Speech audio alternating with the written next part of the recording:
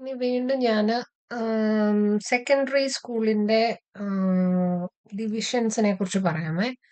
Secondary school നമുക്കെല്ലാവർക്കും അറിയാം. It's called KS3. KS3യില് ആക്ച്വലി ഇയർ 6ൽ അവര് സാറ്റ്സ് എഴുതുമല്ലോ. അപ്പൊ ആ സാറ്റ്സിനെ ബേസ് ചെയ്തിട്ട് ആദ്യമേ ഞാനൊരു കാര്യം പറയട്ടെ. ഇതിനകത്ത് എനിക്ക് മനസ്സിലായ കാര്യങ്ങളാണ്. മേ ബി ഇത് റൈറ്റ് ആയിരിക്കാം, റോങ് ആയിരിക്കാം. എനിക്ക് മനസ്സിലായ കാര്യങ്ങളാണ് ഞാൻ പറയുന്നത്. ഓക്കെ. അപ്പം സെക്കൻഡറി സ്കൂളിൽ അവർ ബേസ്ഡ് ഓൺ ദ സാറ്റ്സ് മിക്ക സ്കൂളുകളിലും അവർക്ക് ഒരു ടോപ്പ് സെറ്റ്, പിന്നെ ഒരു സെക്കൻഡ് സെറ്റ്, അങ്ങനെ അവരെ കുഞ്ഞുങ്ങളെ ഡിവൈഡ് ചെയ്യും. സോ ടോപ്പ് സെറ്റ് എന്ന് പറയുമ്പോൾ കുറച്ചുകൂടെ അതിൽ ഹയർ ആയിട്ടുള്ള ലെവൽസിലായിരിക്കും അവർക്ക് നല്ല ഗ്രേഡ്സ് അച്ചീവ് ചെയ്യുന്ന കുഞ്ഞുങ്ങളെ ആയിരിക്കും അവിടെ അവർ വെക്കുന്നത്.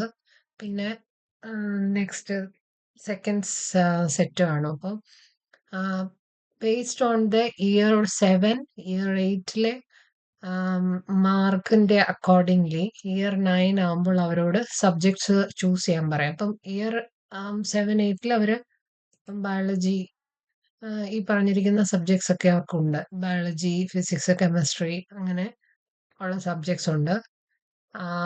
ഇപ്പം സയൻസിന് ഇയർ 9ൽ ദേ വിൽ ദ സ്കൂൾ പറയും അവരോട് they have to choose for the GCSE higher ആണോ ലോവർ ആണോ സെറ്റിന്റെ എക്സാം എഴുതുന്നതെന്ന്. അപ്പം നമ്മൾ based on the year 7, year 8, year 9 grading വെച്ചിട്ടാ പിന്നെ GCSEയിലേക്ക് പോകുന്നത്. അപ്പം നല്ല നമ്മളൊരു സയൻസ് സബ്ജക്റ്റ് എടുത്തിട്ട് നമ്മൾ മുന്നോട്ട് കരിയർ പെർസ്യൂ ചെയ്യാൻ ആഗ്രഹിക്കുന്നവരാണെങ്കിൽ അവർക്കപ്പോൾ സയൻസിന്റെ ബയോളജി, കെമിസ്ട്രി, അത് സിംഗിൾ സയൻസ്, കമ്പൈൻഡ് സയൻസ് എന്ന് പറഞ്ഞിട്ട് രണ്ട്.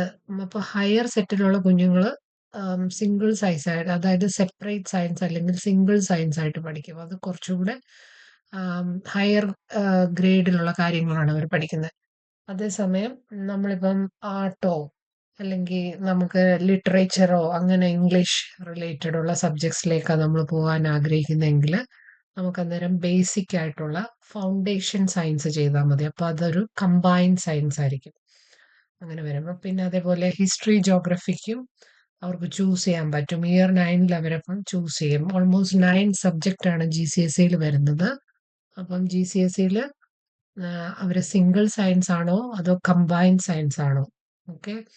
ചിലയിടത്തത് സിംഗിൾ സയൻസ് എന്ന്, ചില സ്കൂളുകളിൽ അത് സെപ്പറേറ്റ് സയൻസ് എന്ന് പറയും. പിന്നെ ഫിസിക്സ് വേണം, സോറി, ജോഗ്രഫി വേണോ ഹിസ്റ്ററി വേണോ എന്ന് പറയണം. പിന്നെ ബിസിനസ്, സ്പോർട്സ്, അങ്ങനെ 9 സബ്ജക്ട്സ് അവർക്ക് ചൂസ് ചെയ്യാനുള്ള ഓപ്ഷൻ കൊടുക്കും. പിന്നെ ഇംഗ്ലീഷ് തന്നെ രണ്ടായിട്ട് അവർ ഡിവൈഡ് ചെയ്യുകയും ഇംഗ്ലീഷ് ലാംഗ്വേജ്, ലിറ്ററേച്ചർ. അപ്പം GCSE എന്ന് പറയുമ്പോൾ which will be 10 and 11. Okay. Secondary എന്ന് പറയുമ്പോൾ KS3, അത് 7, 8 and 9. ഓക്കെ. ഇത്രയും കാര്യങ്ങളാണ് സെക്കൻഡറി സ്കൂളിനെ കുറിച്ച് എനിക്ക് മനസ്സിലായിട്ടുള്ളത്. ഓക്കെ. Thank you.